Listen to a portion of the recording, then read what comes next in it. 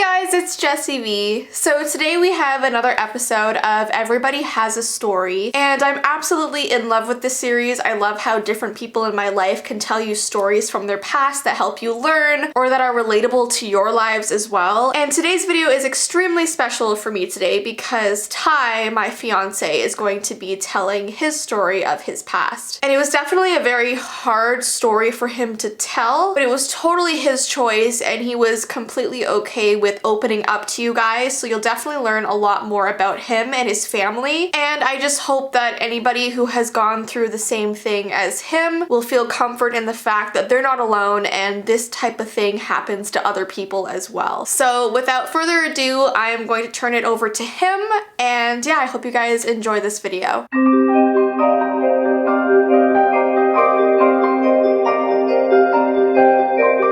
So I know a lot of people know me for being the very monotone, very serious, but sometimes goofy guy, but that hadn't always been the case. When I was younger, I was that kid that was running around screaming, breaking things, climbing up to the top of the playground, diving off head first, face planting, getting up and doing it again. I was so crazy that my parents nicknamed me Bam Bam, because I was a lot to handle. When I was younger, I had so much energy. I had to be running around doing stuff. Lived in a small town in a little semi-detached home, so the neighbors and I who were around the same age, we'd be out biking around. Our property backed onto this huge pond and there was fields all around us. It was pretty much what some people would consider the idyllic childhood. Running around, coming home covered in scrapes and mud and dragging it through the house. I would say my childhood for the most part was very normal. My dad worked in a coffee warehouse. Good job, but he had to travel an hour and a half each way just to do that, but he worked normal hours. He'd be back for dinner. And my mom, before my brother and I were in the picture, she was actually a police officer. So very strong, very determined, and very much capable of doing a lot of things. But once my brother and I are in the picture, couldn't really do that anymore. You don't want to be raising a kid, a dangerous job like that. So she stepped out to take care of us. So she started picking up jobs. She did a lot of painting and reception work. Actually tried to work around where my brother and I were. So she'd volunteer at the school, at the karate dojo where my brother and I used to go. She'd be doing as much as she could and also tried to be close to my brother and I just to make sure we were okay. So pretty much where the whole story of where I'm leading to with all this is there was a dramatic shift. When I was in grade 6, my brother was in grade 7. Was at that time, she actually got a job working at a veterinary office. She was a veterinary assistant. My mom loved animals. She would adopt and rescue as many as she could. Our house was basically Noah's Ark. We had way too many dogs and cats. We ended up moving to a farm property and we started rescuing horses as well. Unfortunately, working at a veterinary office is very dangerous, and when I was in grade 6, she had a very unfortunate workplace accident, and this accident left her bedridden, very sick, severe body pains, weakness. She was throwing up. It wasn't good at all. It was a dramatic shift from the lady that could do everything. She could wrestle a 200-pound dog, pick my brother and I up, no problem, even despite our size, mess around with horses, ride around for hours a day and be perfectly fine afterwards, to all of a sudden not being able to carry her own weight. With this going on, living on the property and having all the rescue animals that we needed to take care of. School unfortunately took a back seat with my brother and I, so we actually had to alternate who got to go to school and who had to stay home to help take care of my mom and take care of the animals. And since all of a sudden my mom was no longer working, my dad had to pick up as many shifts as he could just so we could afford to live how we were. My dad was working so much that we were barely able to see him. He'd be home at 9 o'clock at night and then out the door at 6. So there wasn't a lot of time with him, which I don't blame him for. He needed to do what he could just to help take care of the family. And my mom was focusing on recovering. It was hard for everyone. In times like that, you have to grow up really fast, and especially for me being in grade 6 and my brother being in grade 7, it's right in the prime of childhood, and all of a sudden,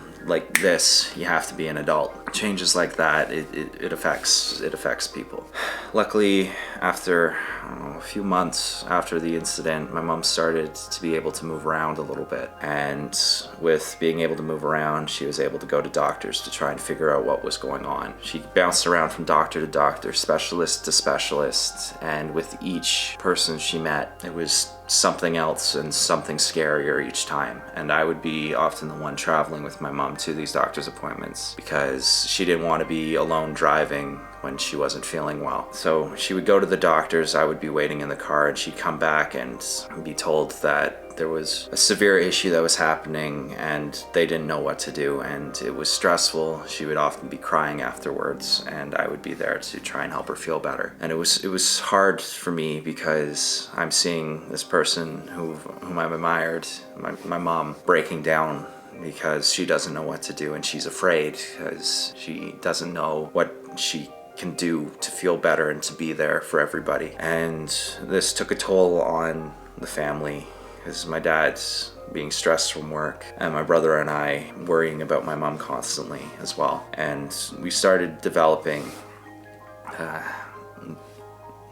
mood issues. I found myself feeling down and sad all the time, and my brother was very frustrated. This being nobody's fault, but we just didn't know what was going on. So my mom signed my brother and I up for counseling. And the first counselor that I actually ended up meeting, it was around winter time that this was happening. And she just said that there's not a lot of sunlight in winter, and a lot of people develop this thing called seasonal awareness disorder, funny enough called SAD, and I just need more UV rays. So they gave me this big, $300 UV lamp that I had to sit on my desk, and they said turn it on while you're doing homework for, I don't know, an hour or half an hour or something, and you'll feel better. And apart from, basically getting a tan on my face, it didn't really do anything, and I didn't know why I was worrying all the time, why I was sad or feeling down. Everybody at school was happy, giggling and smiling and doing that, and I found myself unable to most of the time. The first experience with the counselor wasn't very good, so I was kind of hesitant when my mom signed us up with another. The second one was better because I'm pretty sure the first counselor that I went to see couldn't even fathom that a kid my age could have the problems that I was having. And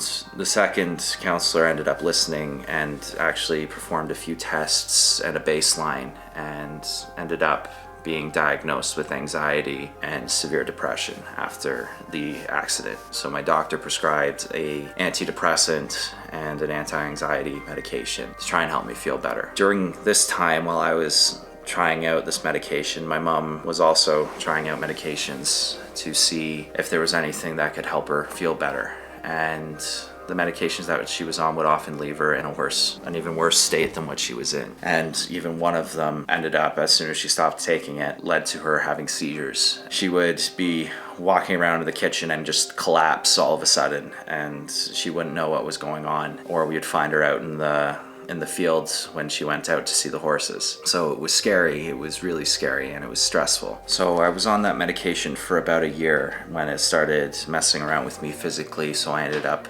weaning myself off of it. Being numb for so long and all that, it was hard to cope with the emotions that I had, and actually led to me forgetting how to smile. As this was going on, my mom, finally started to find a treatment that actually worked for her, that came with, for her to have to radically change aspects of her life, like her diet and all that, just so the medication could work. But it was something, and it would help her out. But of course, during this time, this was right going into high school, and when you're in high school, it's a rule that not a lot of people are exempt to. You start to rebel. I would look at other people and I wouldn't understand why I was so different. I would find myself so frustrated and sometimes so sick I'd still be missing school even though my mom started to get better. Then finally came to the point where you get to that age, kids want to start forming relationships with others. I ended up finding myself in bad relationships that weren't very good, which led to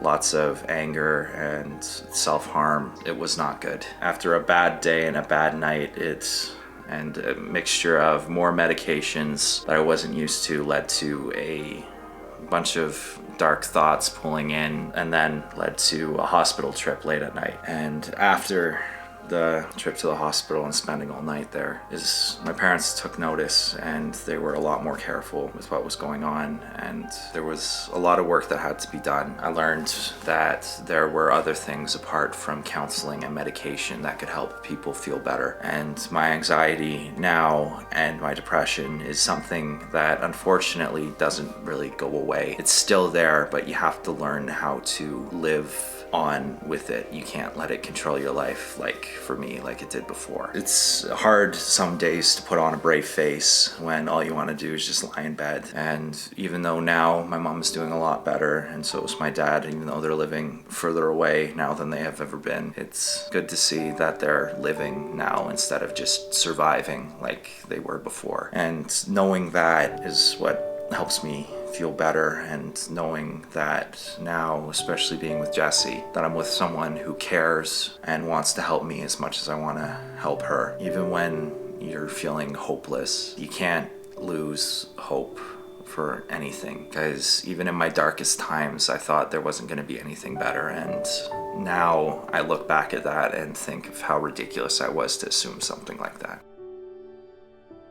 Alright guys, so that was definitely very emotional. I'm filming this intro and outro after I've already edited his story, and oh man, it's definitely a tough one to listen to, but he got through it, his family got through it, and I just feel so unbelievably blessed to have met him and to have him in my life along with his family. And yeah, I just hope that today you were able to learn more about him, and just to know that if you're suffering from an illness, or someone in your family suffering from an illness, or if you have anxiety, depression, any sort of mental illness, that you're not alone, that millions of people around the world are going through the same thing, and there are different ways that you can cope and get through it. I just want to know that I love all of you guys. Thank you for watching today's video, and I hope you have an awesome rest of your day, and I will see you in my next one. Bye!